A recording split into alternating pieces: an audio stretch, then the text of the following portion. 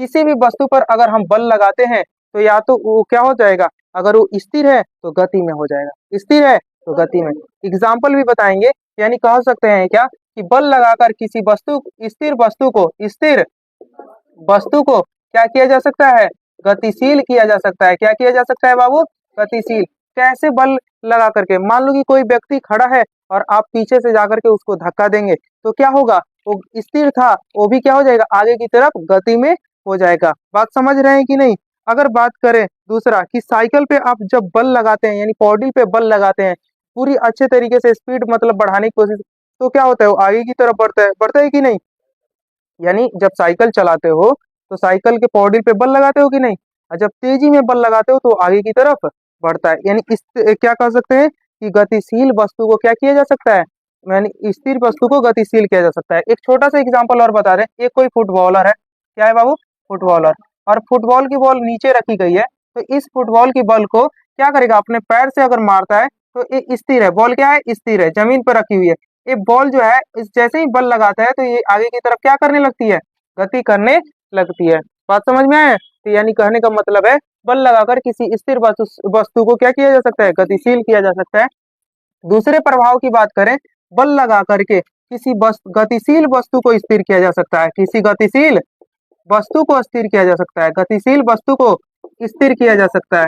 बोलोगे कैसे कह सकते हैं, कैसे, तो एग्जाम्पल के जरिए समझने का प्रयास कीजिएगा। जैसे कि अगर मैं बात करूं कि साइकिल को क्या करते हैं हम लोग पूरा या इसको बॉलर होता है, क्या होता है, बॉलर, बॉल कराता है, और कीपर जो होता है क्या करता है, बॉल को रोकने का काम करता है।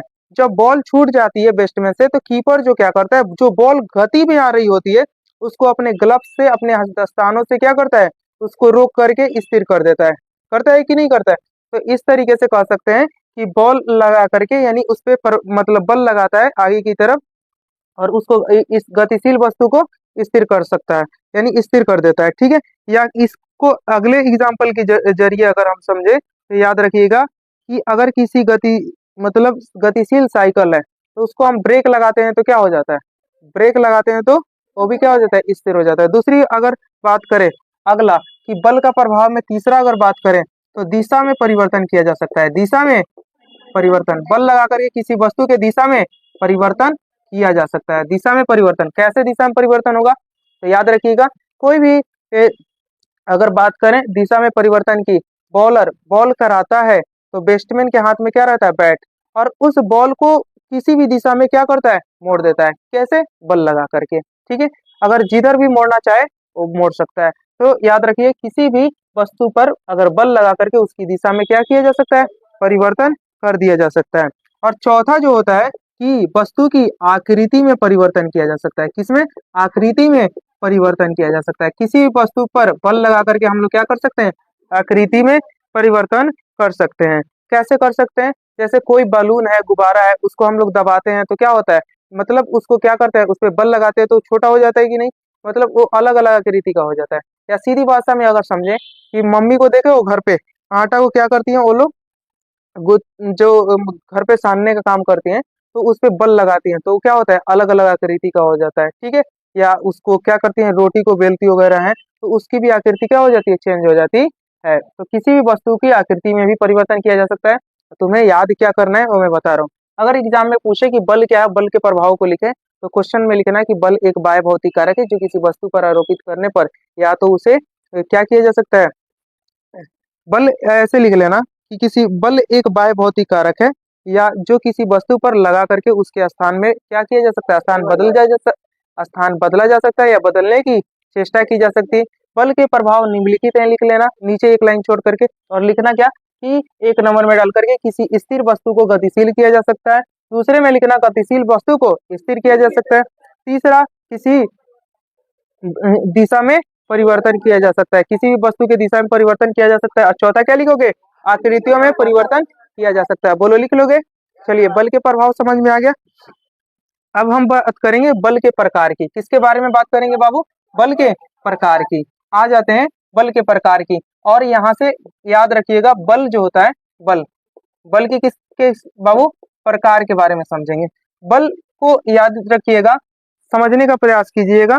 अगर हम बात करें अध्ययन में बल को मुख्यतः मतलब इसमें हम लोग दो तरीके से बांटेंगे। 8 क्लास में भी इसके बारे में पढ़े हो, ठीक है। तो आइए, बल के दो प्रकार होते हैं। बल के कितने प्रकार होते हैं? दो। पहले के बारे में बात करें तो पहले को बोलते हैं संपर्क बल। क्या बोलते हैं बाबू? संपर्क बल, यानी कांटेक्ट फोर्स। और दूसरा जो होता है असंपर्क बल, यानी नॉन कांटेक्ट फोर्स। याद रहेगा, असंपर्क बल। अच्छा, संपर्क बल क्या होता है? और मैं कोशिश करूंगा कि यहीं पे तुम्हें याद करा दूं। जब दो वस्तुएं एक दूसरे के संपर्क में आकर के बल लगाती हैं तो उसे हम लोग संपर्क बल कहते हैं। क्या कहते हैं? जब दो वस्तुएं एक दूसरे के संपर्क में आकर के बल लगाती हैं तो उसे क्या कहते हैं? संपर्क बल। अच्छा, कैसे कहेंगे संपर्क बल? जैसे कि आप लोग यहाँ पे देखिए, और कौन कौन सा हो सकता है संपर्क बल?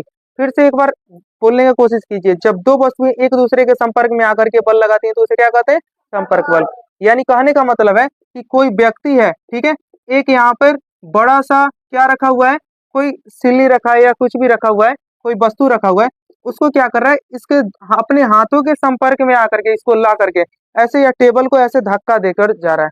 तो उसके हाथ और उस वस्तु के बीच में क्या है? संपर्क है। और उसको आगे की तरफ क्या कर रहा है? कार्य कर रहा है, यानी धक्का दे रहा है। तो याद रखिएगा, उसके जो बल लगाने का जो काम कर रहा है, यानी दोनों हाथ और उस वस्तु में क्या है? स्पर्श है। तो एक तरह का कैसा बल हुआ?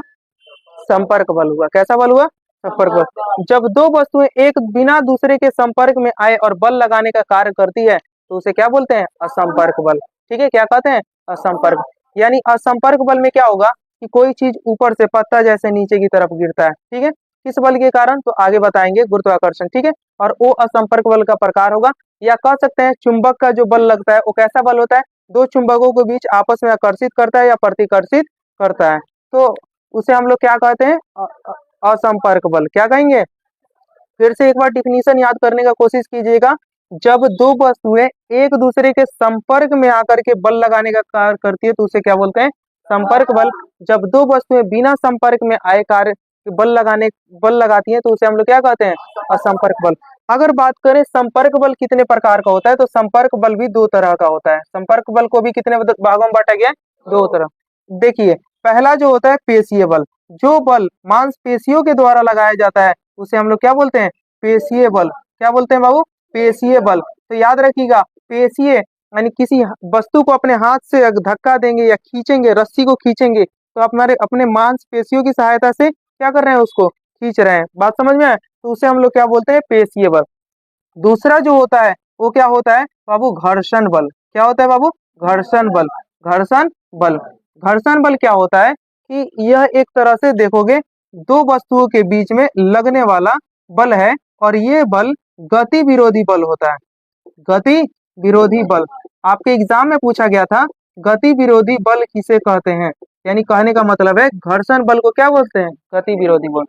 आपके जो चप्पल जो घिस जाते हैं, टायर घिस जाता है, ये सब किसके कारण होता है? तो घर्षण बल के कारण होता है। ठीक है, यानी आपके टायर, चक्के का टायर और जो सड़क के बीच में जो बल लगता है वही क्या कहलाता है बाबू? घर्षण बल कहलाता है। और यह कैसा बल है? तो ये गति विरोधी बल है। बात समझ में आया? ठीक है, यानी कहने का मतलब है कि संपर्क में, दो चीजों के संपर्क में, घर्षण बल किसमें? दो चीजों के, जैसे कि साइकिल और चक्के के बीच में बल लगा तो ये संपर्क बल का हिस्सा हुआ। दूसरा पेशीय बल क्या होता है? कोई भी वस्तु को हम धक्का देंगे तो हमारे हाथों के संपर्क में आएगा, यानी मांसपेशियों के। कल भी हम लोग चलाते हैं कि नहीं? तो कल भी चलाना क्या हो गया? एक तरह से पेशीय बल का उदाहरण है। बोलिए, बात समझ में आए? तीसरा अगर बात करें तो यहाँ से बात समझ में आए कि बल की जो है कितने प्रकार के हो गए? संपर्क और असंपर्क। और संपर्क बल कितने प्रकार के? दो तरह के। बोलिए, क्लियर है? आगे बढ़ते हैं। असंपर्क बल भी भाई कितने तरह का होता है? दो तरह का होता है। पहले को बोलते हैं हम लोग क्या? चुंबकीय बल। क्या बोलते हैं बाबू? चुंबकीय बल। चुंबकीय बल क्या होता है? याद रखिएगा, दो चुंबक के बीच लगने वाला क्या बल को क्या कहेंगे? चुंबकीय बल। दो चुंबक एक दूसरे को या तो आकर्षित करते हैं या तो प्रतिकर्षित करते हैं। अगर बात करें, चुंबक में दो ध्रुव होता है, एक को बोलते हैं नॉर्थ, एक को बोलते हैं साउथ। नॉर्थ और नॉर्थ, यानी कहने का मतलब है कि उत्तरी ध्रुव और दक्षिणी ध्रुव, दो ध्रुव होता है, नॉर्थ और साउथ। ठीक है, यहाँ पे समझने का प्रयास कीजिएगा। नॉर्थ जो होता है नॉर्थ को डिनोट करता है, और दक्षिण जो मतलब चुंबक को ऐसे छोड़ देंगे खुली हवा में तो जो नॉर्थ साइड में होगा वो नॉर्थ उत्तरी ध्रुव होगा, और जो दक्षिण साइड में होगा वो दक्षिणी ध्रुव को डिनोट करता है। आप लोगों को बता दें कि जब दो और दोनों सजातीय ध्रुव होगा तो प्रतिकर्षण होगा, अब विजातीय ध्रुव होगा, सजातीय कहने का मतलब है नॉर्थ नॉर्थ और साउथ साउथ, एक दूसरे के पास लाएंगे तो दूसरे को प्रतिकर्षित करेगा, अगर नॉर्थ को साउथ के पास ले जाएंगे तो आकर्षित करेगा। यानी विजातीय ध्रुवों के बीच क्या होता है, आकर्षण होता है, और सजातीय ध्रुवों के बीच प्रतिकर्षण होता है। याद रहेगा, ठीक है। चलिए, अब एक हो गया चुंबकीय बल और दूसरा होता है गुरुत्वाकर्षण बल। क्या होता है बाबू, गुरुत्वाकर्षण, गुरुत्वाकर्षण बल। गुरुत्वाकर्षण बल क्या होता है मेरे भाई, पृथ्वी पृथ्वी जो है किसी वस्तु को जिस बल के कारण अपनी ओर आकर्षित करती है उसी बल को गुरुत्वाकर्षण बल कहते हैं। जैसे पत्थर क्या होता है, किसी भी वस्तु को अगर हम ऊपर की तरफ फेंकते हैं तो नीचे की तरफ क्या हो जाता है, आ जाता है। या कह सकते हैं पत्तों को नीचे की तरफ गिरना, किसका उदाहरण है, तो गुरुत्वाकर्षण बल का। बोलिए यहाँ पे पहले समझ में आया। अब अगर समझ में आ गया है तो मैं एक बहुत ही बढ़िया चीज बताने वाला हूँ। पहले बताइए बल राशि है कैसा, बल कैसी राशि है, बल कैसी राशि है, सदिश राशि है। बल कैसी राशि है, क्योंकि बल में क्या होता है, परिमाण के साथ साथ दिशा होता है, और इसीलिए क्या होता है, सदिश राशि। तो आप लोगों को याद रखिएगा बल कैसी राशि है, सदिश राशि है। बोलिए बात समझ में आया कि नहीं आया, ठीक है, इतनी बातें समझ में आ गई, ठीक है। चलिए अब मैं बाबू वहां पे शुरुआत में थोड़ा सा सही कर लेना कि 1 न्यूटन बराबर जो होता है ना, 1 न्यूटन बराबर 10 के पावर 5 डायन होता है। कितना होता है, 10 के पावर 5 डायन। यहाँ पे थोड़ा सा मतलब गलत कर दिया था, सॉरी इसके लिए, ठीक है। 10 के पावर 5 डायन होता है, याद रहेगा ना, सुधार कर लीजिएगा, ठीक है। चलिए अब यहाँ तक किसी को कोई दिक्कत नहीं ना है। अब आइए, यहाँ पे एक बल होता है परिणामी बल। क्या होता है बाबू, परिणामी बल। और इसी के ऊपर तुम्हारा जो है पूरा का पूरा यहाँ पे बल के प्रकार में ही ये आता है। अब परिणामी बल क्या होता है, इसको मिटा दे। चलिए अगर समझ में आ गया है तो यहाँ पे समझते हैं। अब परिणामी बल कहते किसको है, आइए समझते हैं। परिणामी बल, परिणामी बल, मान लो कि कोई कार्य करना है बाबू, किसी भी कार्य को करने के लिए हमें क्या लगता है, तो याद रखिएगा बल का प्रयोग करते हैं, बल लगाते हैं, तभी कोई वस्तु कोई कितनी दूरी पर क्या होती है, विस्थापित होती है। तो परिणामी बल बेसिकली मतलब होता क्या है, आप लोगों को समझेंगे, यानी समझो, मान लो कि एक एग्जाम्पल के जरिए समझाता हूँ। ये कोई वस्तु है, इस पर हमें इस वस्तु को यहाँ पे बल लगा करके क्या करना होगा, लाना होगा। तो मैं अगर इतनी मतलब भारी वस्तु है कि मैं अकेले इस पर बल लगा रहा हूँ तो यहाँ से हिल भी नहीं रही है, यहाँ से हिल नहीं रही है। तो मैं किसी एक व्यक्ति को लाया, मान लो कोई ए व्यक्ति है, इसको अगर ऐसे धक्का दे रहा है तो क्या हो रहा है, ये हिल नहीं रही है। फिर दूसरा व्यक्ति आया, फिर भी मतलब जो बी है, इसने भी बल लगाने का प्रयास किया, तब भी क्या हो रहा है, ये अपने जगह से भी क्या हो रहा है, मतलब नहीं हिल पा रहा है। तो फिर एक तीसरे व्यक्ति को, यानी तीनों मिल करके इस पे जो बल लगा रहे हैं, तो यहाँ पे जो बल लग रहा है, मान लो कि इसने F1 बल लगाया, इसने F2 बल लगाया, इसने F3 बल लगाया, तो जो बल परिणामी बल आया वो बल क्या हुआ, F हो गया।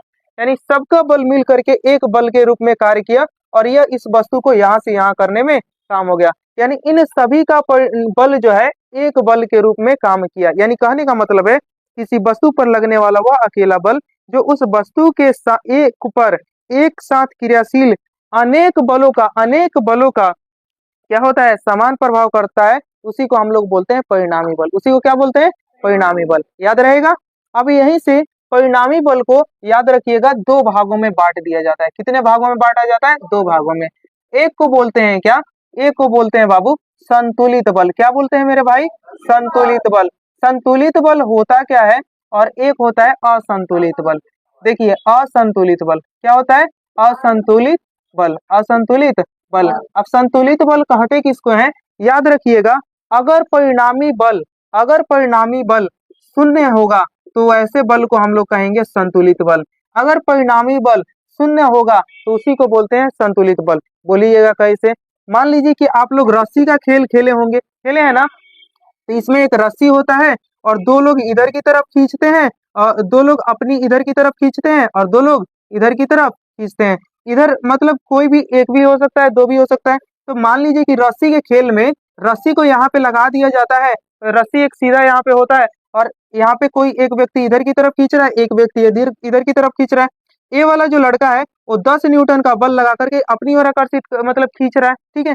और ये 10 न्यूटन का बल लगा करके यह अपनी ओर क्या कर रहा है, उस रस्सी को खींचने का प्रयास कर रहा है और उस गेम को जीतने का प्रयास कर रहा है कि जो भी इस रस्सी को और इस लड़के के इधर ला देगा, इस लाइन के उधर ला देगा, तो क्या हो जाएगा, तो याद रखिएगा कि वो जीत जाएगा। ऐसे ही ना खेल होता है। तो याद रखिएगा ये भी 10 न्यूटन का बल लगा रहा है और ये भी 10 न्यूटन का बल लगा रहा है। तो क्या रस्सी जो है अपनी जो यहाँ पे जो लगाई गई है, रुमाल बांध दिया जाता है या कुछ भी बांध दिया जाता है, क्या अपनी जगह से हिलेगा, तो बोलोगे नहीं। तो यहाँ पे जो परिणामी बल होगा वो कितना हो गया, शून्य हो गया।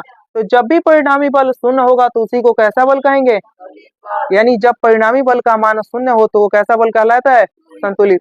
अगर परिणामी बल क्या नहीं हो, शून्य न हो, तो उसे असंतुलित बल कहते हैं। बोलिए बात समझे कि नहीं समझे। जब परिणामी बल का मान शून्य हो तो संतुलित बल कहलाता है, जब परिणामी बल का मान शून्य नहीं हो तो उसे असंतुलित बल कहते हैं। बोलिए बात समझे कि नहीं समझे बाबू। तो यहाँ तक जो भी कहानी था मैं बता दिया, वो सभी के सभी जो था संतुलित बल और असंतुलित बल, याद रखिएगा। यहीं तक बल के बारे में पढ़ना था। बोलिए चैप्टर क्या हुआ, इसका आधा हिस्सा खत्म। अब यहाँ पे गैलीलियो के प्रयोग भी पढ़ने हैं, तो गैलीलियो के प्रयोग को हम लोग कल चर्चा करेंगे और न्यूटन के लॉ को भी साथ साथ पढ़ लेंगे और उसके बाद चैप्टर क्या हो जाएगा, खत्म। ठीक है, जो बातें मैं यहाँ पे बोला एक बार मैं फिर से बता देता हूँ, ठीक है। शांति से समझिए। बल क्या होता है फिर से एक बार समझने का प्रयास कीजिएगा। बल वह बाह्य भौतिक कारक है, अगर आपको लिखना है तो लिखते रहिएगा, ठीक है। बल वह बाह्य भौतिक कारक है जो किसी वस्तु पर लगाकर या तो उसके स्थान को बदल देता है या बदलने की चेष्टा करता है। बात समझ में आ गया। बल का एसआई मात्रक न्यूटन होता है, बल का सीजीएस मात्रक डायन होता है। 1 न्यूटन बराबर होता है 10 के पावर 5 डायन होता है, याद रहेगा ना। उसके बाद से बल के प्रभाव को बारे में बताया। बल का निम्नलिखित प्रभाव होता है। पहला प्रभाव बताया कि किसी बल लगाकर किसी स्थिर वस्तु को गतिशील किया जा सकता है। दूसरा बताया किसी गतिशील वस्तु को स्थिर किया जा सकता है। तीसरा बात बताया किसी वस्तु की दिशा बदली जा सकती है। चौथा बात बताया किसी भी वस्तु की बल लगा करके आकृति बदली जा सकती है। ये हमारा बल का प्रभाव पढ़े थे। उसके बाद बल के प्रकार को पढ़े थे। बल 2 प्रकार के होते हैं, एक को बोलते हैं संपर्क बल, एक को असंपर्क बल। संपर्क बल क्या होता है, ऐसा बल जब 2 वस्तुएं एक दूसरे के संपर्क में आकर बल लगाने का कार्य करती है, दूसरे संपर्क बल कहते हैं। जैसे याद रखिएगा असंपर्क बल भी कितने तरह का, 2 तरह का। एक को बोलते हैं क्या है, पेशीय बल, और एक को बोलते हैं घर्षण बल। याद रखिएगा पेशीय बल क्या होता है, तो मांसपेशियों के बीच लगने वाला, मांसपेशियों के द्वारा जो लगने वाला बल होता है उसी को हम लोग क्या बोलते हैं, पेशीय बल कहते हैं। उसी को क्या कहते हैं, पेशीय बल। घर्षण बल क्या होता है, तो याद रखें, वेरी गुड वेरी गुड, यानी किसी वस्तु के गति विरोधी बल को हम लोग क्या कहते हैं, घर्षण बल कहते हैं। दूसरा मैंने क्या बताया था, असंपर्क बल। जब 2 वस्तुएं बिना किसी संपर्क में आए बल लगाने का कार्य करती है तो उसी को असंपर्क बल कहते हैं। उसी को क्या कहते हैं मेरे भाई, असंपर्क बल। असंपर्क बल भी कितने तरह के होते हैं, 2 तरह के होते हैं, ठीक है। और कौन कौन से होते हैं, पहला क्या बताया था, चुंबकीय बल, और दूसरा गुरुत्वाकर्षण बल।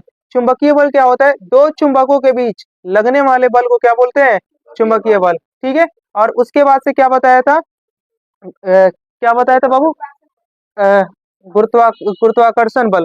गुरुत्वाकर्षण बल क्या होता है, तो याद रखिएगा जिस बल के कारण पृथ्वी किसी वस्तु को अपनी ओर आकर्षित करती है या खींचती है तो उसे क्या कहते हैं, गुरुत्वाकर्षण बल। जिसके कारण किसी गेंद को ऊपर फेंका जाता है तो नीचे आ जाता है। बात समझ में आया, ठीक है। कोई भी 2 पिंड होता है उसके बीच गुरुत्वाकर्षण बल कार्य करता है, ठीक है। आगे यहाँ पे समझाएं कि बल जो होता है, एक होता है बल, जो बल के अगर प्रकार की बात किया जाए तो यहाँ पे एक होता है परिणामी बल। क्या होता है, परिणामी बल, यानी अनेक बलों को मिला करके जो एक बल होता है वही परिणामी बल कहलाता है। बात समझ में आया। परिणामी बल कितने तरह का, 2 तरह का। कौन कौन सा, संतुलित और असंतुलित। जब परिणामी बल का मान शून्य हो तो संतुलित बल, और जब परिणामी बल का मान शून्य नहीं हो तो असंतुलित बल। बोलिए अभी तक जितनी कहानी यहाँ पे समझे यही तक था, ठीक है। कल हम लोग गैलीलियो के प्रयोग के बारे में पढ़ेंगे। अगर समझ में आया होगा तो अभी बोलोगे तो लिखवा देते हैं, नहीं तो वीडियो से भी जा करके लिख लीजिएगा। बात समझ में आया।